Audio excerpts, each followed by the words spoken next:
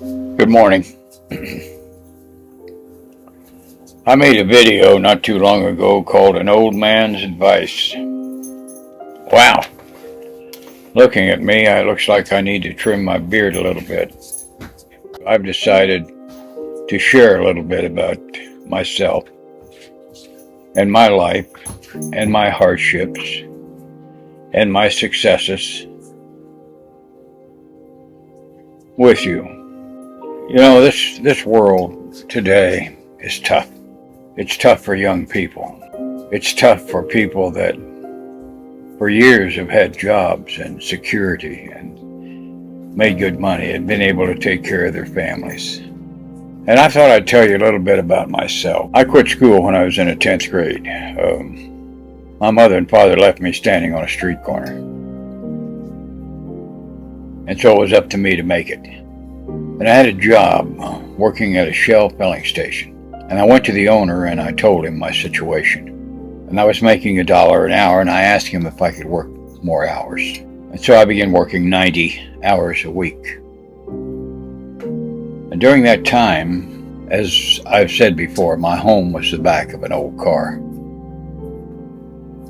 And I worked my 90 hours a week. And I took my baths in a filling station restroom. And I washed my clothes, my private clothes, in the sink. And once in a while, when I was really hungry, I would go to the grocery store and snitch an apple or an orange. Now, this was in the 50s. Things were a lot different than they are now. And I'm convinced that the owner of the grocery store knew what I was doing. Now, I've said before that good things nor bad things last forever. And that's true. And I began to learn different things. I knew in my soul that if I had nothing to offer, I was as far as I was going to go. And after I'd worked 90 hours a week for a long time, I went into the service. I was 17. In the service, I taught myself to read and write. The first book I picked up was a book written by Lewis Lamore and had 196 pages in it. I'll never forget it. It was a cowboy story, a western. And there were words in there that I didn't know, I didn't understand. I had no idea what they were. So I got a dictionary from the service library. And as I would read, if there was a word that I didn't understand, I would look it up. And I will tell you now, it took me almost 3 weeks to read 196 pages. But I read, and I continued to read. And in several months, I was reading 2 and 3 books at a time. And I knew where I was in every single one of them. So that's what you can do. A person's mind is incredible. Your mind is as incredible. As a young person, regardless of what's happening in the world today, you have opportunity. And don't you believe for one single minute what they say in the media. Because if you aren't getting ahead and you need to get ahead, position yourself to learn. Go to the library and learn. You are the backbone of this world. Young people, without you, this world is nothing. Nothing. You are the backbone of this world. You are the future leaders of this world. You are the ones that see the greed of the people that are running it now. We need you. We need your minds. We need your hearts. We need your lives. We need your loves. We need you to care. And I know that you do care. Oh, I see young people stepping on a flag and throwing rocks and rioting. That's frustration.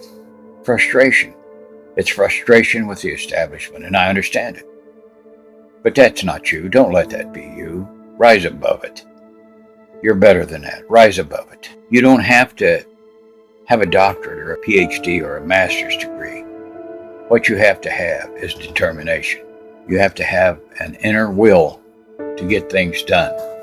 You have to have a desire, and I know the desire is there.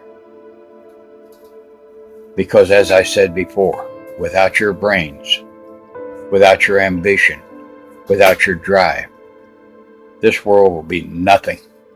Nothing, because old people like me die off. I have been successful.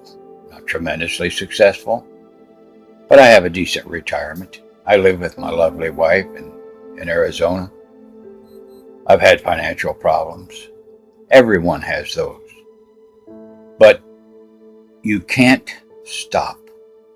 You can't quit.